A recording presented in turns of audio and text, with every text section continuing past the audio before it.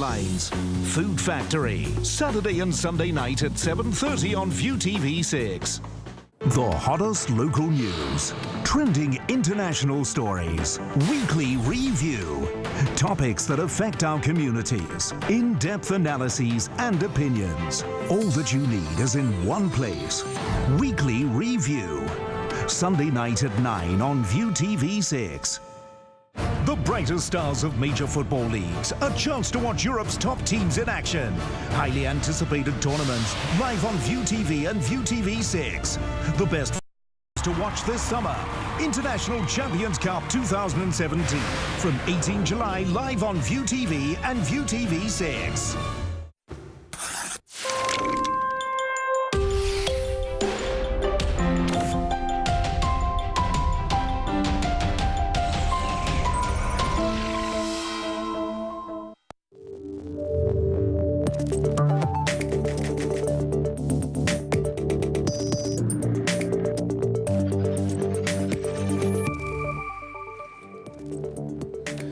Good evening, I'm Joel Labi in Hong Kong. Welcome to ViuTV News. Coming up on tonight's show, Chief Executive Carrie Lam pushing for priority on education agenda as she asks lawmakers to move debates over multi-billion-dollar funding request up on the list.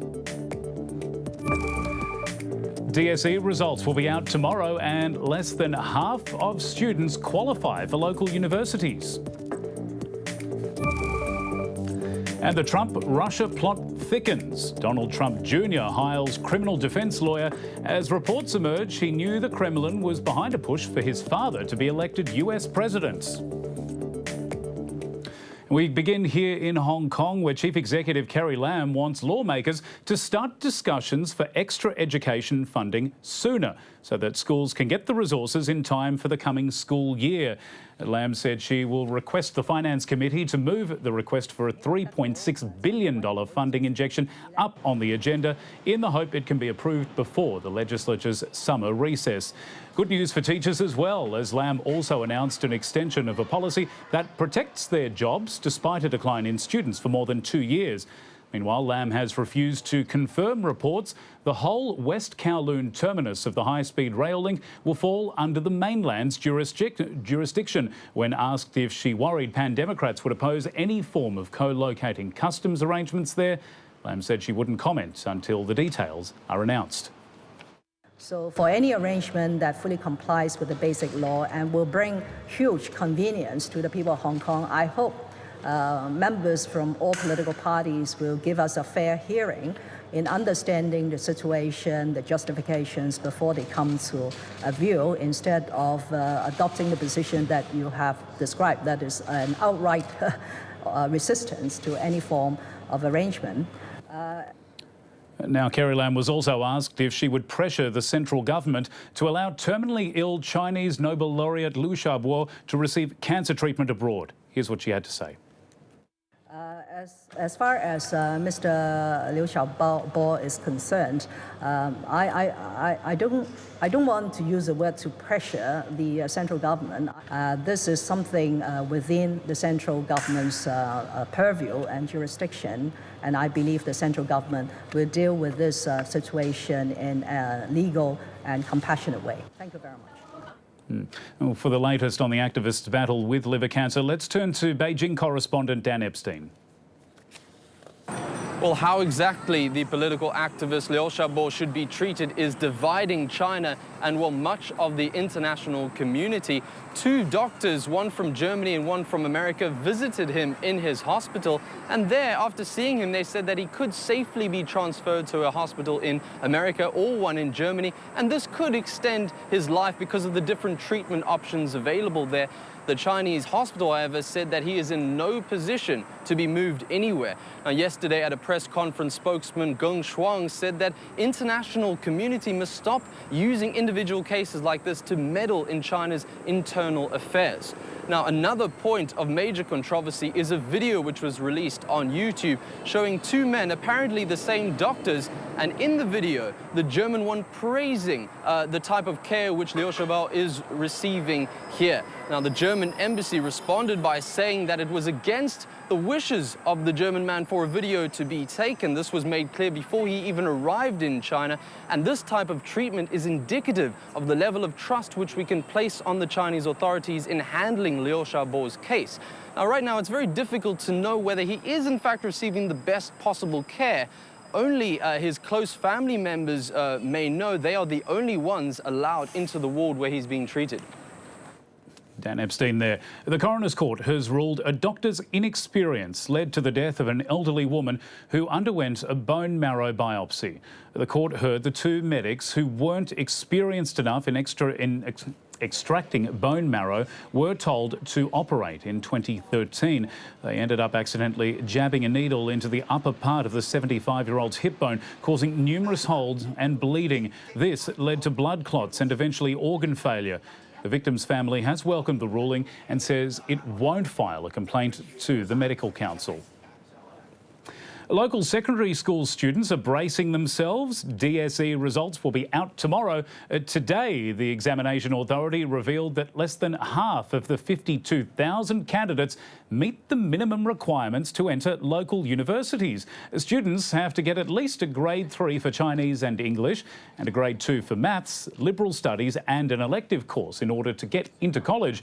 But even if a student is eligible for uni, it doesn't mean he or she will be able to enjoy a government-subsidised university education. This year, there are more than 20,000 students fighting for 15,000 such spots. Well, China's first aircraft carrier has wrapped up its 5-day visit in Hong Kong to mark the 20th anniversary of the handover. The government says more than 4,000 people were taken aboard the Liaoning for a tour.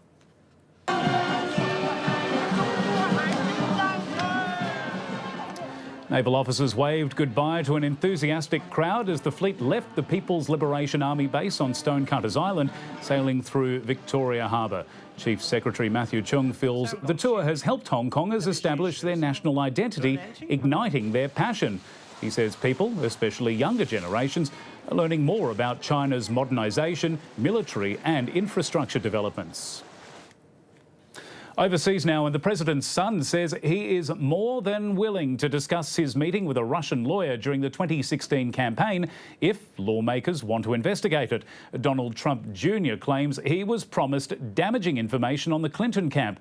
But as Ryan Brooks reports, there appears to be much more to this story.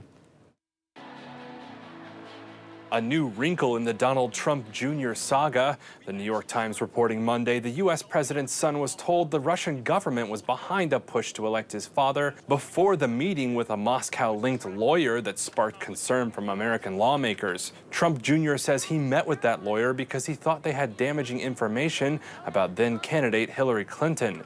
Now the Times cites 3 sources saying a publicist told Trump's elder son in an email that the information was part of the Kremlin's effort to sway the campaign. The newspaper says the message will likely factor into the ongoing investigation over whether Team Trump had ties with Russia. That report coming just hours after Trump Jr. confirmed he'd hired a criminal defense lawyer to represent him, after even some Republicans called for him to be interviewed by the Senate Intelligence Committee. The president's first 5 months in office have been haunted by allegations over his campaign's ties to Russia. The Justice Department hiring ex-FBI Director Robert Mueller to head up the investigation. Russia has denied involvement in trying to tilt the election scales for Trump.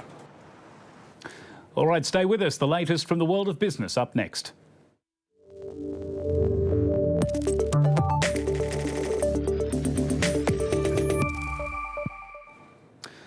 Well, a bumper trading day for Hong Kong stocks, with the share market enjoying its biggest daily gain in about 4 months.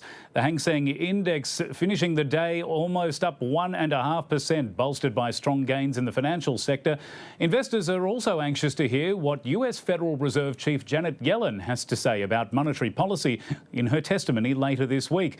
Geely Auto was one of the big movers and shakers today, shares leaping 7.5% to a record high after forecasting strong profit growth for the first half of the year.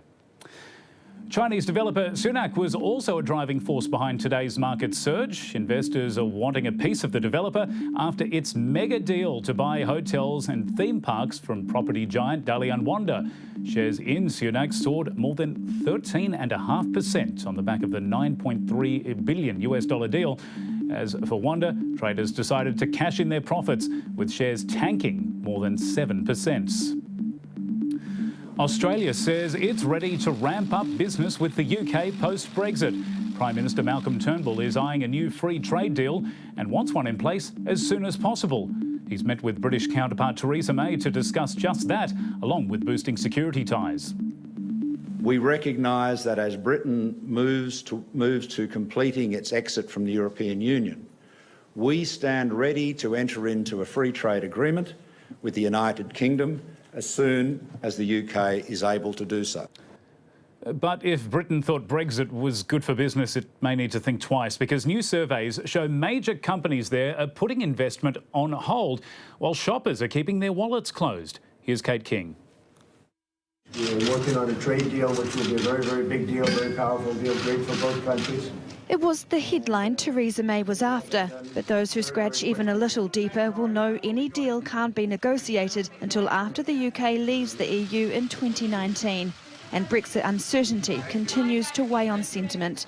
Data released on Monday highlighting more evidence of a downturn in the British economy. Major companies now curtailing their investment. We haven't really got into the nuts and bolts of the negotiations. There's been a lot of chest thumping, needless to say, but it's the actual detail which companies are really willing and really need. A separate survey from credit card firm Visa showing consumer spending fell in June, capping the weakest quarter in nearly 4 years. Disposable income is being squeezed amid rising inflation and weak pay growth. So while Theresa May is optimistic, this is a powerful vote of confidence in British goods, British services. It's clear others don't share the same confidence. One of her senior ministers telling media on Sunday that a trade deal with the US won't be enough to offset damage done by leaving the European Union. Whether a UK-US deal can make up for the current situation whereby the UK is leaving the EU, of course, is moot. It will certainly help in terms of the longer-term perspective. The government says bilateral trade deals rather than an EU-wide deal are one of the key benefits of leaving the bloc. But the president of one of Britain's biggest business lobby groups is warning against rushing into an agreement with the US, saying not every trade deal is good for both parties. All right, well, India's newest tax is still meeting plenty of resistance in pockets of the country. Textile traders in the western Surat city have held more large-scale protests, keeping shops closed in opposition to the 5% levy. Some reports say their 10-day strike has cost the sector some $19 million. The GST came into effect on July 1st, replacing more than a dozen state and federal levies. But traders say it's incredibly difficult for many to become tax compliant, especially those in poor rural areas.